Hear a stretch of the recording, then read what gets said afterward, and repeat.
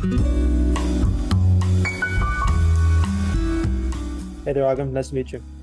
Hi, Som. How are you? Hi, Daniel. Not, I'm doing good. Good. Awesome. Yeah, so we started this podcast, we're really just interviewing fintech founders. We had the founder of Checkbook on. We're going to post that one. We had another founder from YC on in the fintech space, and you're our third guest, so it'll probably be posted in about 2 weeks after the interview. We'll interview you for maybe give or take an hour, Mhm. and yeah, I think just to kick things off, like you started your own company and you're in the fintech space, like maybe you could talk us through like your journey, like just getting to this point in your life Yeah, where sure. are, like literally are just building this company that like you have this big vision for like helping people in the fintech space and like, wealth management space. Like tell us like how'd you get there and like why? Sure. Yeah, that's a great question, Daniel. Well, yeah, appreciate you all, chatting with me today. I'll go backwards. I think that makes the most sense. So, yeah, about six, maybe even a little bit more than that, months ago, our team joined the Y Combinator program. It's funny, we didn't join with what we're doing right now. We joined with a completely different idea in a similar space, but, very different function. So what we're doing today is automating SEC compliance for investment advisors. So that's hedge funds, wealth managers, asset managers, anyone that manages money needs to be compliant with, the SEC, the Securities and Exchange Commission. And essentially, our software helps them take the time that they're doing that down from 20 hours to maybe, 4 to 5. And it's a non-obvious problem if you haven't spent lots of time in this space. So that's where it comes in what we applied with. So we applied with an advisor. So prior to this, I used to run kind of a fintech firm, a fintech kind of investment advisor myself. We had a couple thousand users, and you know, the funny thing is we had all this software like trading execution, portfolio management, sales software and so on. But our most expensive software was compliance. We were spending upwards of $1,000 a month on it. And I'll tell you, honestly, it kind of sucked, but it was the only game in town. So, we got into YC with this hedge fund app idea. We'd been doing a lot of trial and error. We've been working on that for about a year, maybe even more than a year, but we just weren't seeing growth. And, for one reason, for a few reasons, one, we didn't want to build a company that was kind of subject to the vicissitudes of the market, right? Like what we saw was market went up, our inflows went up. People were excited to be investing in alternative software like ours. Market went down, growth completely slowed. And kind of bigger companies in our space we're seeing outflows. We were small enough that we weren't seeing outflows, but it just kind of sucked. And then business model wise, we kind of realized that it just wasn't where we wanted to be. Just a kind of paying just an AUM fee business model, so that like fees on the assets managed to make anywhere like the 100 million ARR that we're shooting for. We need to have somewhere like 10 billion plus in assets, which is harder. Both of those things are hard, but 10 billion in assets is harder than 100 million in revenue. So we decided, we want to build pure play SaaS and software as a service, and that's kind of where we ran into Hadrius. But the former firm, the fintech robo advisory firm, was called QuantBase, and I actually started it right out of college. I had built some kind of company my first year of college. It ended up failing, but the second company I started with a friend in college. While I was a second year, he was a fourth year. We started in essentially a dorm rooms, and then we raised money over the summer, just a pre-seed round from a lot of the college community and some small VCs. We raised that over the summer, and then I was on the drive to UVA to my college. I was going to be an RA, and I started talking with my friends, started talking with my co-founder. Our checks pretty much came in, and we literally, as an RA, my students had come in, and I sent an email to them that night, and I was like, "Hey guys, I'm actually starting a venture-backed company. We got, we just finished raising our round. I'm gonna head back. I'm taking a gap year. Sorry, I'm gonna leave you in the hands of this other person." So I drove back a week after coming to school from a third year, and then we just started. We rented out an office. We're worked on that company. And that's kind of where I am now. So starting my second year of college, dropped out, grinded on kind of a finance fintech advisory firm, paid for software, realized that the initial idea wasn't what we were going to do, but the vendor of that initial idea, a compliance vendor, was where we wanted to be. And obviously this coincided with the rise of language models. We've been playing around with GPT models since 2021 and even earlier, but they really hit their stride with ChatGPT and some of the stuff going on a couple months before that. And so it's kind of a perfect storm. Our initial idea wasn't working out. Language models became really proliferating, and we realized that compliance was the $1 billion idea. Got it. So this all happened right after school. You like really just jumped right into like being an entrepreneur. Yeah. So I mean, you had this entrepreneurial bug like early on. Like, why was that? Was it in your family? Was your parents entrepreneurs, or did you have inspiration somewhere else, or did you see other wealth advisors, or what was it? Yeah, that's a good question. So I'll answer that in kind of two ways. There's the entrepreneurial side of it, and then there's the finance side of it. I think a lot of who I am is influenced obviously by my family. My dad especially has always had kind of entrepreneurial blood. Both of my parents immigrated here from India. My dad was in his mid-20s, and all those tropes you hear were true for him. He came with just a couple $100s in his pocket. He didn't have a place to stay. He had barely any friends. He made those connections here. And it's the it's kind of his enterprising spirit that ended up in myself having a pretty good childhood. But to be specific, a lot of times in my childhood, starting around like late elementary school, my dad was like, "Hey, like, have you thought about doing this?" And just all these like little entrepreneurial ideas, like, "Hey, like, Som, you used to, like, when I was little, I drew these little like trading cards," and he was like, "Hey, have you thought about selling them to your classmates?" I started tutoring my sister for math in middle school, and my dad was like, "Hey, have you thought about tutoring other kids for this?" And so my first business, I guess you could say, was a tutoring business in my high school, where I was teaching kids how to essentially ace the SAT. It started with me with one-on-one with a few folks in my neighborhood. That grew to a few more folks. My dad helped me like put together ads, put them in the local library. Then I ended up hiring some folks from my high school. We expanded to like 5 counties, and it was a decent source of cash flow for a kid in high school that didn't really have anything to spend it on.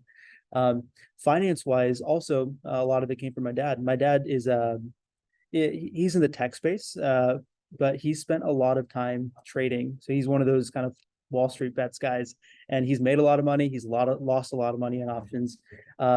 But he got me into these things like the stock market simulation games back in like early middle school. I remember the first stocks he started telling me about were Workday and Splunk, which he had some positions in. So he taught me about value investing, about investing based on fundamentals like the book value, the PE ratio, and so on and so forth. So I came into college having read kind of all the basic literature like Warren Buffett, Graham and Dodds, and all this stuff on value investing. And coming into college, I had started actually building out my own trading strategies. So like algorithmic strategies that bought when some signal went up, sold when something went down, or when a different signal hit. And that's kind of the precursor to me being like, oh, I'm making money for myself. I might as well be, helping other people, do this. I might kind of combine the business spirit and the finance spirit. It's funny. I wrote on my college application, I'm probably going to drop out to start a fintech company, and that's kind of exactly what happened. Yeah, so I'd say pretty much a lot of who I am and why I'm running what I am is that finance, tech, and business background came from just growing up and the way my parents kind of instilled in me those spirits. So great story, and fortunate to be part of this conversation as well. I would love to know what's your company doing currently? Like, what kind of services they are providing, what are the products, how people can interact with you guys, and basically what's the problem the company is solving? Yeah, great question. So the 20-word kind of elevator pitch is Hadrius automates SEC compliance processes for registered investment advisors. Now, what that means, and I touched on this earlier, but the basics are, every investment company, say it's a hedge fund, say it's a wealth manager, whatever you want to call it, broker dealer, um, almost all of them are required to register with the Securities and Exchange Commission, the SEC, and they're all required to hire someone to do compliance, aka their chief compliance officer. Now, compliance, it's one of those things where you can't just check a box and say we're compliant. You've got to be doing these things on, some on a monthly basis, some on a quarterly, some even on a weekly basis. And for a firm that is in growth stage, or for a firm that's managing millions of assets, the time you're spending on compliance stuff just adds up, and it's taken away from the time you could be spending on actually growing your business. So what we do breaks down into 4 different modules. The first is the compliance management, or the compliance calendar module. Essentially, that gives you a list of everything that needs to happen, just a high level list of everything, by date of what needs to happen in your compliance program. And for a lot of these things, we completely automate them. So it's as easy as, oh, you need to do this, your trade monitoring, this week. Click a button, we're doing it for you. We'll create a report for you. And then when the SEC comes and does an audit, they'll be able to log into the software and see, okay, Jim's wealth advisory firm has done this on this date, all good to go. The second module is around communications. So every wealth advisor, I'll call them RIAs, registered investment advisors. Every RIA needs to archive all of their communications. That means if they're talking to clients over email, archive that. If they're talking to them over, WhatsApp, texts, archive that. If they're talking to them over Twitter DM, you need to archive that. And that's hard. It's the most basic we've seen is like, screenshotting all these things and putting them into a Google Drive, and that takes a lot of effort. It goes back to like, might be small things over time, but they add up over time. So we've built out software that automates the archiving process. We've also infused AI and some of this new language model technology to automate the review process. So not only do wealth managers, do CCOs, chief compliance officers, have to archive, they also have to review on a monthly basis, like look through, okay, are any of my employees doing illegal stuff? Are they promising things that they can't promise? Are they saying you can get, guaranteed returns of, a couple million or a couple 100%? In fact, there were some RIAs in the past 2 weeks that were charged upwards of $1 million for, and these were small firms. $1 million is more than, a good chunk of their annual revenue. They were charged $1 million+ for failing to do this kind of stuff. So our AI automates the review. So it archives for you and then reviews to like on a real-time basis whether things are actually being, whether illegal or unethical things are being said. The third module is employee compliance. So every employee of an RIA needs to have all of their trading accounts monitored. Now, what that means is if my RIA is, it's a big RIA with a couple billion in assets, if it's trading some small company, like let's say, let's talk about GameStop. If they were trading GameStop on a specific date, and I, as the RIA, know that I'm trading GameStop stock, at 10:30 a.m. on Friday, then I know that when my company buys for all of our clients, the price is going to go up a little bit. So what I could do illegally is buy right before, so that I get a guaranteed return on this. It's called front running. Our software monitors employee accounts so that this kind of thing doesn't happen. And if it does happen, the compliance officer is immediately notified. And we've built out some basic rules and some complex rules to ensure that this and other kind of trading rules are followed. And our fourth and final module is marketing review. So just like with communications, you can't say unethical things to clients in one-on-one communications like emails, WhatsApp, DMs, etc. you can't be advertising, lies and hypothetical performance and call that like true performance. For example, like if you say things on a podcast, or you post a blog post, or you make a tweet or an Instagram post, you need to make sure that the things that you're saying abide by the SEC's new marketing rule. It's a couple like the SEC's laws are just a couple hundred pages. The new marketing rule is a good chunk of that, and it's hard for advisors to know. Okay, am I dotting my I's, crossing my T's?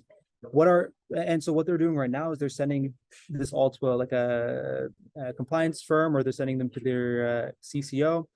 Might take days to review because they've got so many other things to do.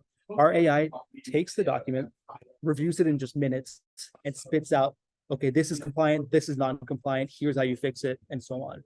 All of our models across all of these modules are, we've got a model trained for every firm, and it's trained on their public materials, on any advertising materials they send us. So for all of our clients, it's like it's personalized compliance software. Interesting. So when someone wants to interact with like an advisor that's following the correct protocols and guidelines, they basically have to go through like one example is like if you can't text an advisor on their personal number, right? Is that correct? Is that a violation? Yeah, exactly. Because most personal advisors don't have their personal number like archived, you can't text them through that. It's a non-compliant channel. Now, some firms are archiving their SMS, their text message, etc. But right now, it's a very expensive practice. So it's prohibitive to probably like 90% of the companies in the industry. I see. So a registered advisor, if they're like a one-man shop, they can't afford a chief compliance officer, right? Are there one-man shops? Is that like a thing? Is that like a Totally, yeah. I'd say a good chunk, a majority of the RIAs in the space of wealth advisors, they're small businesses. They're not making oodles of cash. When I think of Wall Street, when I think of wealth advisors, I'm not thinking of Wall Street. I'm thinking of someone that has 5 to 10 clients. Some of them might be wealthy, some of them might be just middle class that just want someone. You think of someone that like their expertise is in managing money, right? Like everybody has their expertise, whether it's coding or plumbing or medical stuff. You've got all these professionals in these other spaces.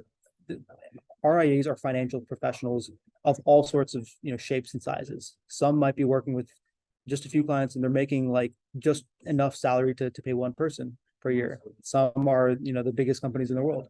Goldman Sachs, for example, owns a number of wealth management RIAs, but then there's some that don't even have $1 million in assets.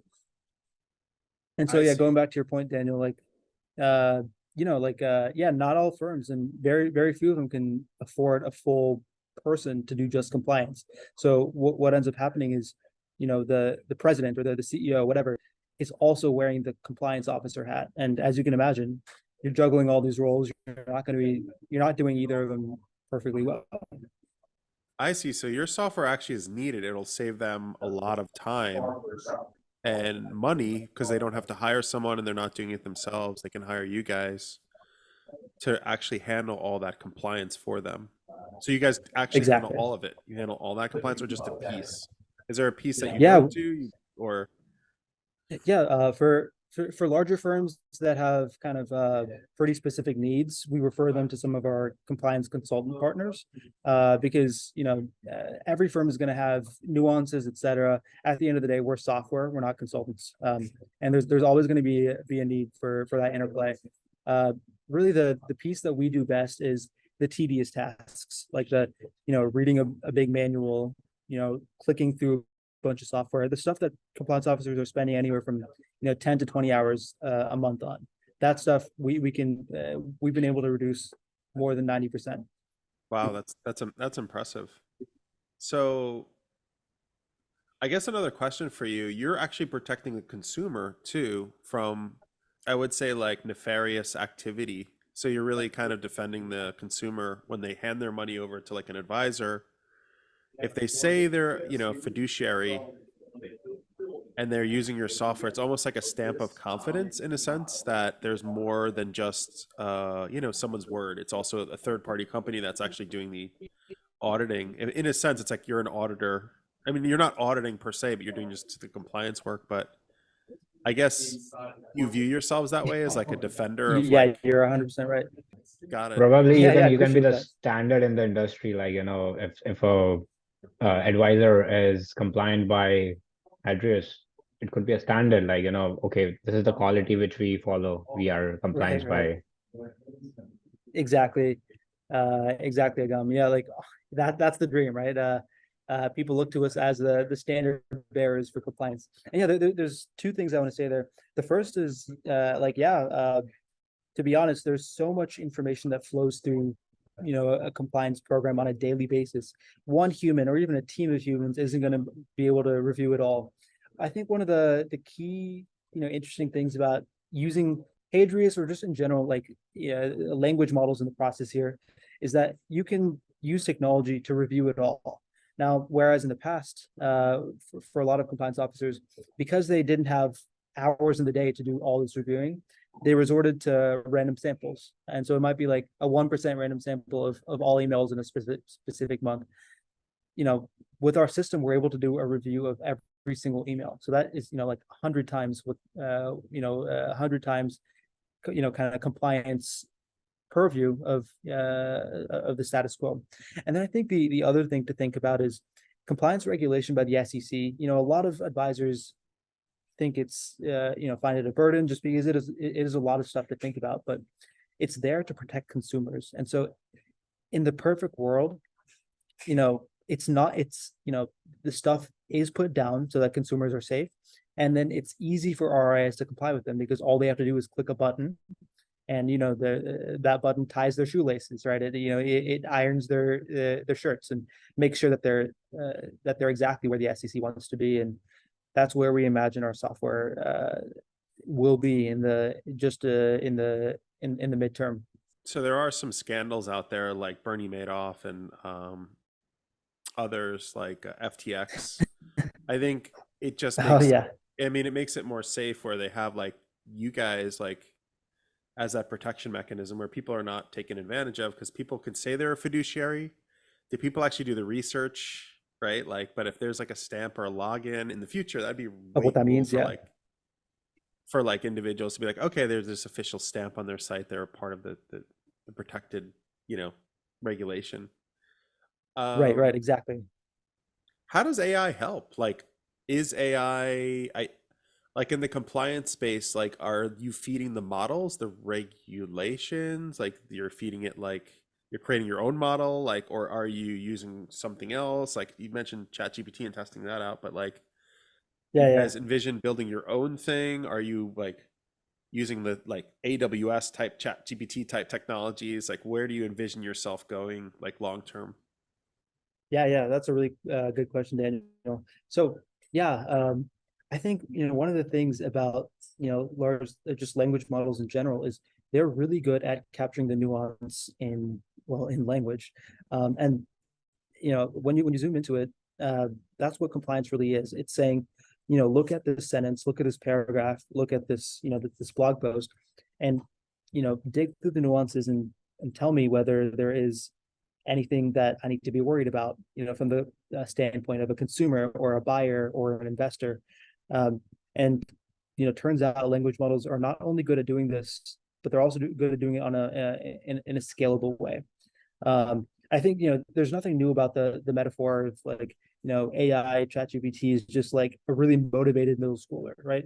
It might not have the specialty to do things like a lawyer, especially that a lawyer can. But you know, you tell them, here are some basic rules. I want you to do these things in this way, and it'll do them, and it'll do them very quickly for you. With that in mind, the hard part about language models, about AI in general, is the determinism, right? Compliance especially is a space where being 90% accurate, being 95% accurate just doesn't cut it, because there's things that if our system like says that they're compliant, but they're actually non-compliant, that's really bad news for the RIA, because they've put their trust in the system, and lo and behold, it's put something non-compliant out there that they thought was compliant. That is the worst case scenario for us. And so that's why before we launch any product and adapt to the wild, we do a ton of testing on it and make sure that hallucinations are just impossible on the software. We've built it's like, there's one thing to just plugging something into ChatGPT and hoping it spits something out, but there's the other is like using a combination of actual SEC language about SEC laws, other jurisdictions laws, and a lot of non-deterministic or of deterministic non-AI checks and balances behind the code to make sure that it doesn't spit out something that's just complete BS. Got it. I know that I see a lot of change happening in the legal space. Like a lot of lawyers are starting to use this technology. Also in the fintech space, like Just Paid is like doing this on the finance side. So I understand like exactly what you're saying with hallucinations. I think yeah, totally. lawyers are still going to be involved in the lawyer. Like when it drafts like an IP agreement or it drafts like a NDA, a lawyer may review that quickly, but lawyers don't have to start from scratch, right? Like it kind of gives them like pieces of that puzzle. Awesome. I guess like long-term strategy for you guys, do you envision moving up market to like the Wells Fargos of the world, or you're hyper focused on the long tail of like smaller customers first? Like where do you envision this going? Yeah, that's a really good question. And obviously we're early stage, so a lot of things can change and change quickly. And obviously we're strapped in for the ride here. But right today we're focused on mid-sized RIAs, and we're going up market to exactly as you said, the largest RIAs in the world, whether those are venture capital firms that are registered as RIAs, or banks that have RIA divisions. There's almost 40,000 RIAs out there, and if we can capture, our goal is to capture as many of those as we can. After that, there's a number of broker dealers who are a separate type of financial firm that we're starting to dip our toe into, but that we want to own sometime in the future. And then I think the cherry on top, maybe where Hadrius ends up going in the mid to long term is working directly with banks. So these are investment banks and just like savings banks. Those are probably among the highest regulated firms in the US. And if we can, with that regulatory burden comes the actual burden, the time put in, and if we can save that time for largest firms while also increasing their likelihood of being compliant, well, that's a win-win. It's a win for the regulators, it's a win for people, and it's obviously a win for the firms themselves. I see. So you're going to expand out. You're going to branch out of just registered like fiduciary advisors, and registered exactly. advisor is a fiduciary, correct? So that's like exactly.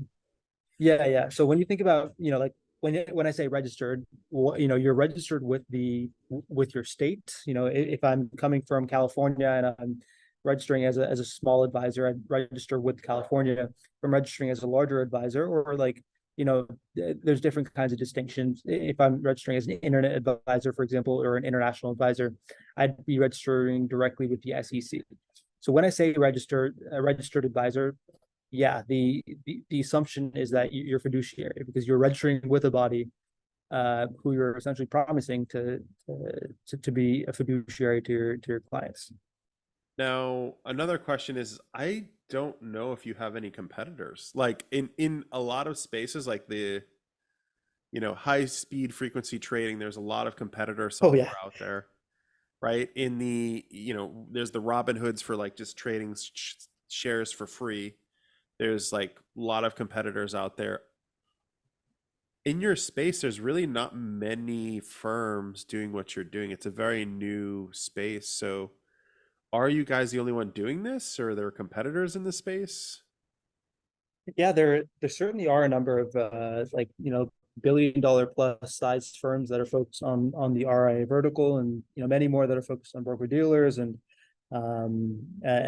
banks and so on. Especially a lot of these firms focus in on certain compliance functions such as AML, anti-money laundering, or KYC, know your customer regulations.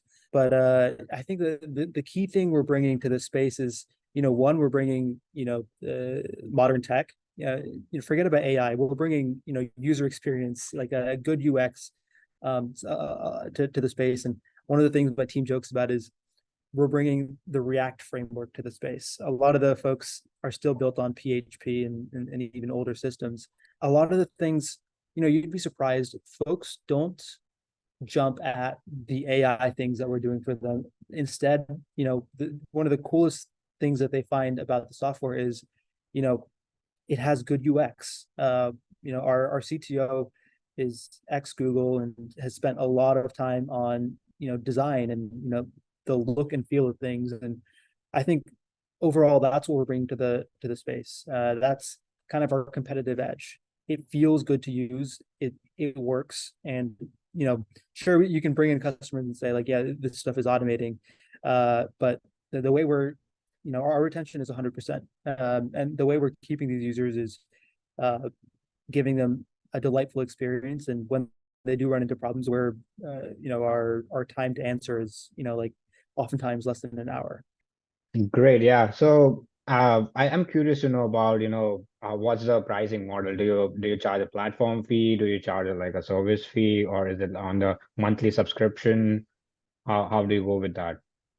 Yeah. Obviously, as a growing startup, our pricing is still, getting it's far from being set in stone.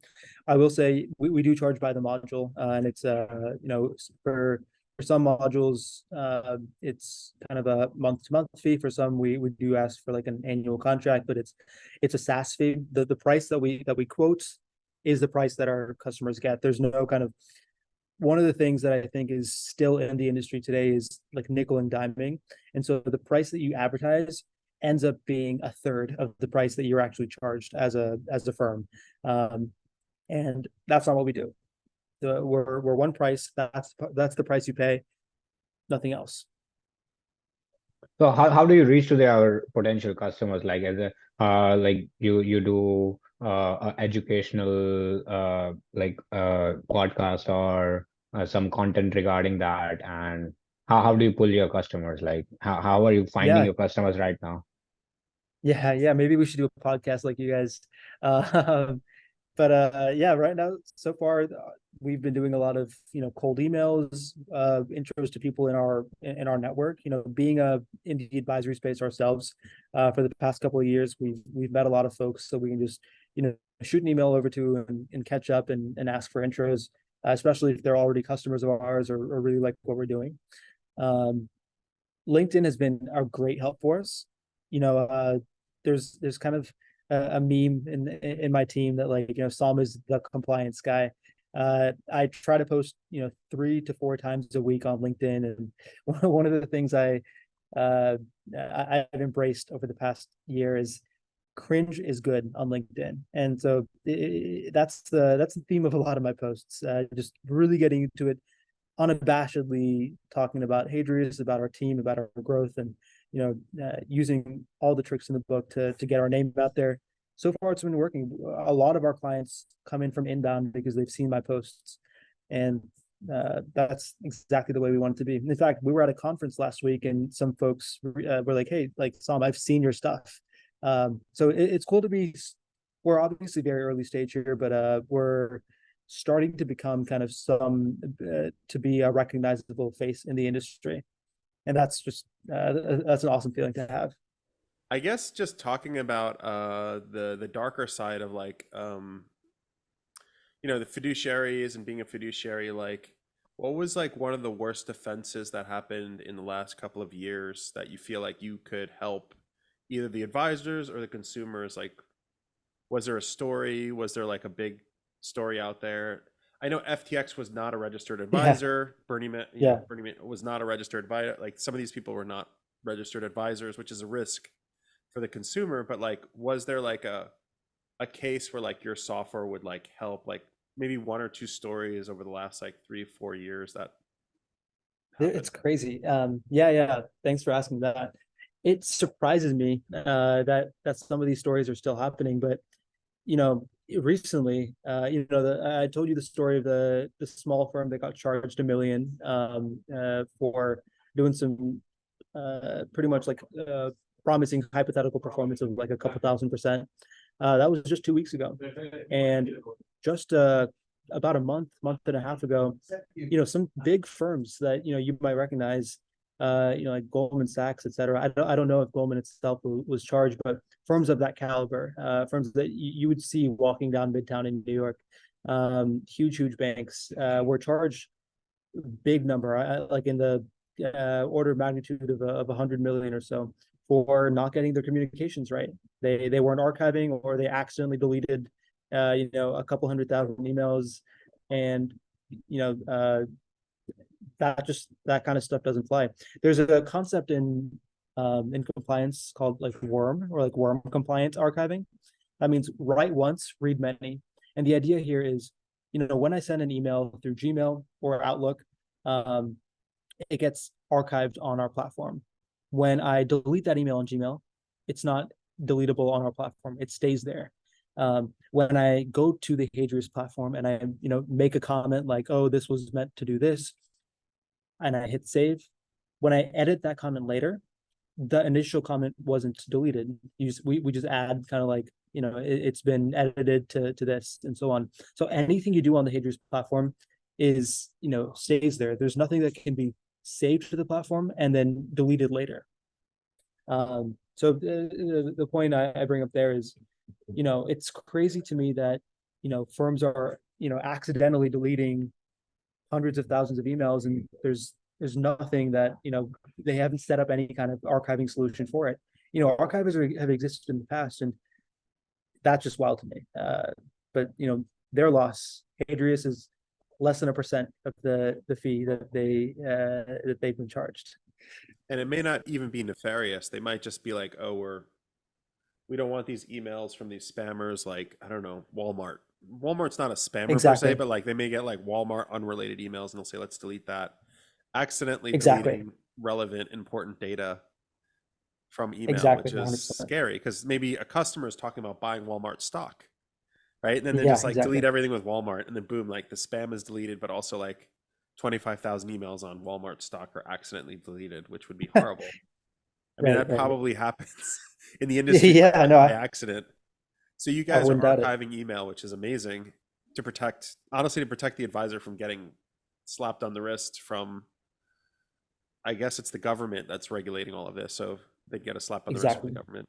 Yeah. And the thing is, like the SEC is getting it's getting a larger and larger mandate every day. Like, there's been, over the past year or so, they've been getting into, the people like to say that the SEC is regulating the environment now. There's things that the SEC is asking for public companies, like, you need to report on the green initiatives you have, like the CO2, stuff that you're doing.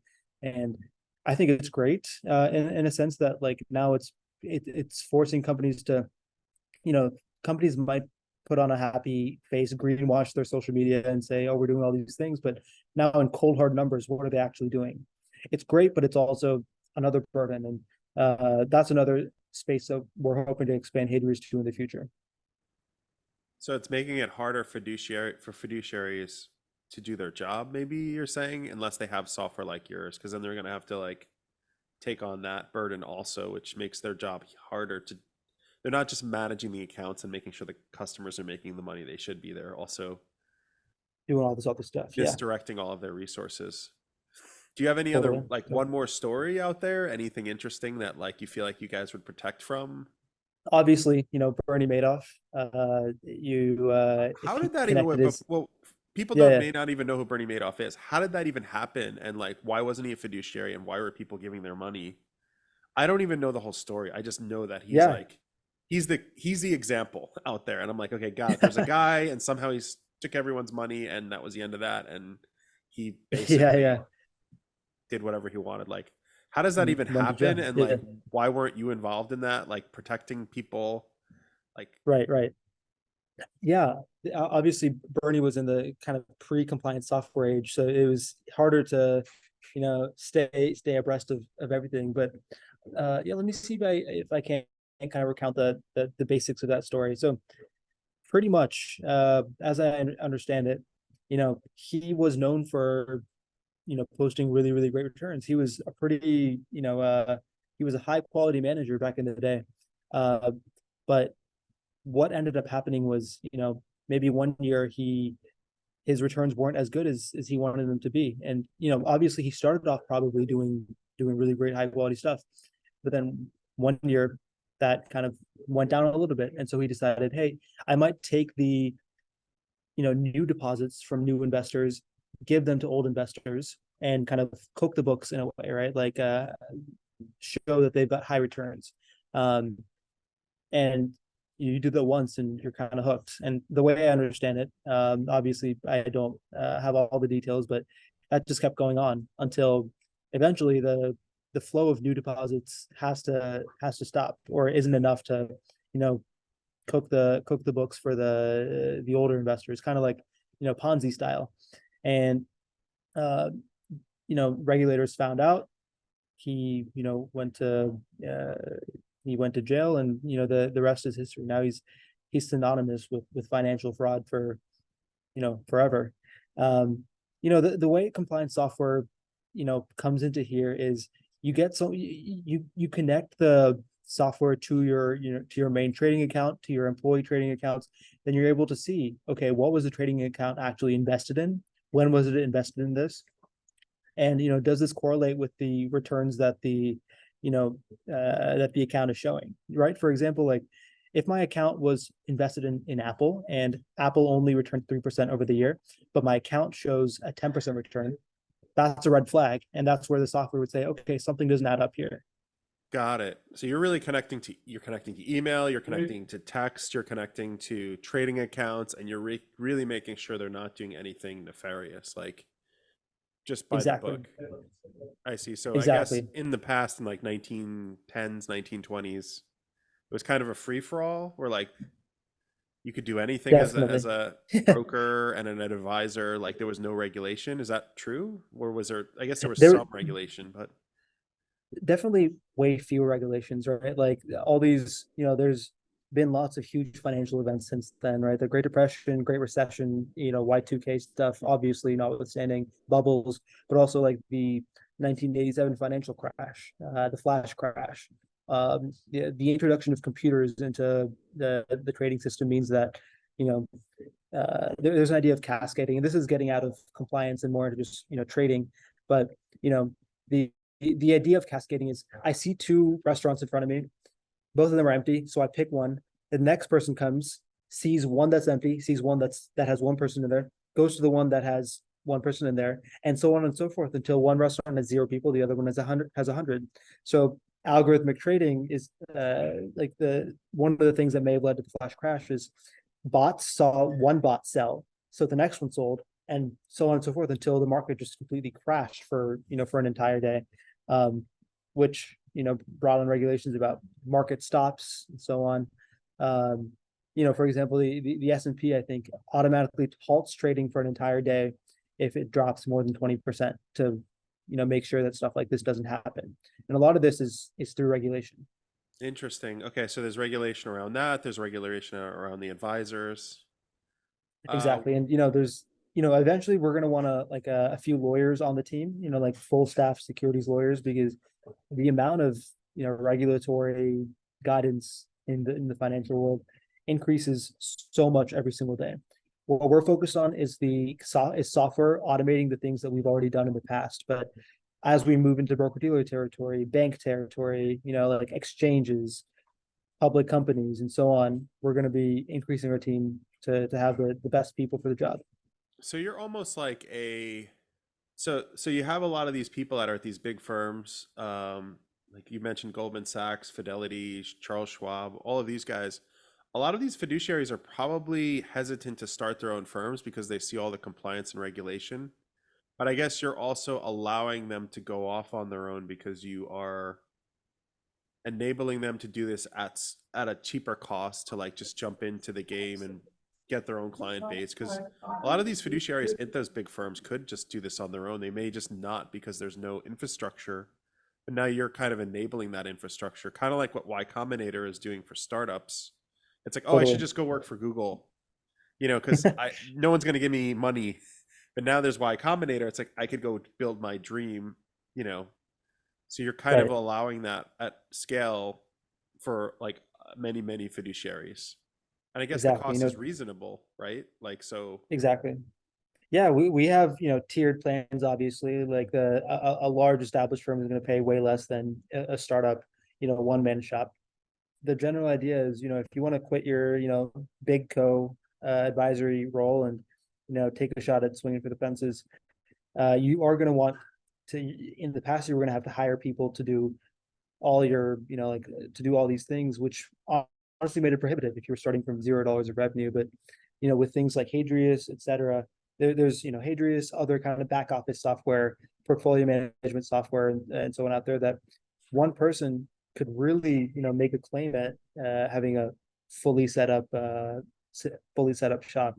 In fact, a lot of folks we're talking to today are in that boat. They've left a big company, they're starting a hedge fund, or they're starting some kind of RIA. They're starting a broker dealer, and they want someone like us on their side to, to automate the boring stuff. So I guess one last question for me, and then maybe Agam can ask one last question. So why Combinator? It's so hard to get into Y Combinator these days. Like, what made you apply, and like, how did your 10-minute pitch go, and like, how was your experience like going through it? Yeah, that's a really good question. I think between our team, we've probably applied like 10 times. I applied probably twice before even meeting my co-founders, and so on with all these different ideas. So YC has always been something that we wanted to be in. This was a community that we had seen online and over YouTube so much. And Paul Graham was my introduction to startups, as it was for many folks. I'm sure, like in some sense, it was for many y'all too. Daniel, I know you're an OG from 2011. Yes. Yeah. And yeah, for myself, like we wanted to go YC because we wanted to be a part of the community of folks that were just killer executors and the visionaries of the future.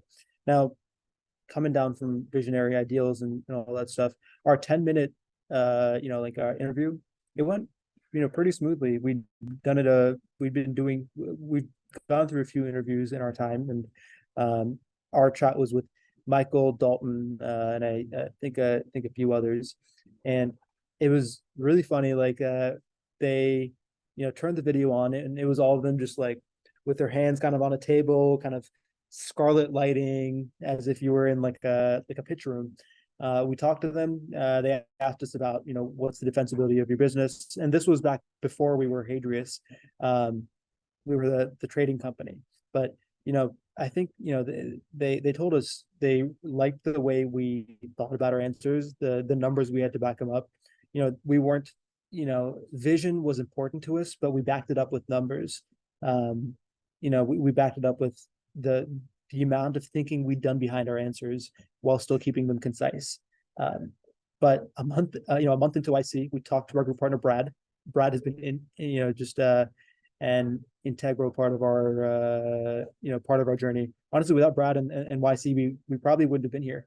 But we talked to him and we were like, hey, we got in with this other idea, and we've been working on it for a year, but we don't think there's really enough here. Do you have any thoughts? And he was like, guys, we chose you. I chose you for the team and like the way you think and the way it looks like you execute, not just for the idea. So Brad and us figured out a plan. We also work with Puneet, Liz, and Dalton, who were just awesome. Especially like we were first time sales folks, and Liz, her ideas had really helped us set up our sales function.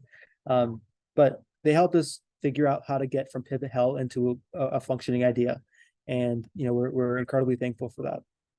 Awesome. Yeah. Last question from my side. If anyone wants to Sure. reach out to you, what could be a good way to, let's say, reach out to you on LinkedIn? You have been super active on there. Yeah, I or appreciate it. anywhere else, like if anyone wants to get in touch with Hadrius and get the service running up and running, or at least just know about what do you guys do, what are the mediums they can reach out to you? Yeah, thanks for that question, Agam. So the best way to reach out to us is, you'll see my LinkedIn posts everywhere. If you come in, and are, part of the YC community. But you can look us up on LinkedIn. You can look us up online. Our website is hadrius.com. That's HADRIUS.com. If you don't see it, you can look up SEC compliance AI on Google. We're starting to rank for those search terms. Or just look up myself or any of my co-founders. I'm Som Mohapatra, and my co-founders are Thomas Stewart and Alan Calderwood. Awesome. Well, this was super insightful, Sam, and good luck on the journey. And I feel like honestly, you guys are working on something really noble. Protecting people like in their finances is it's actually a really important space, I feel like. So people can trust buying stocks and trust, advisors and whatnot. I feel like it's a space that there's a lot of danger, and I feel like there's, people like you make it way more safe for just like the regular consumer, which is really, honestly, it's a really noble cause, like protecting people. So Awesome. Yeah, I really appreciate that. That's what we try to do. Awesome. Well, with that, we'll end the podcast. Thank you so much. Thanks. Awesome.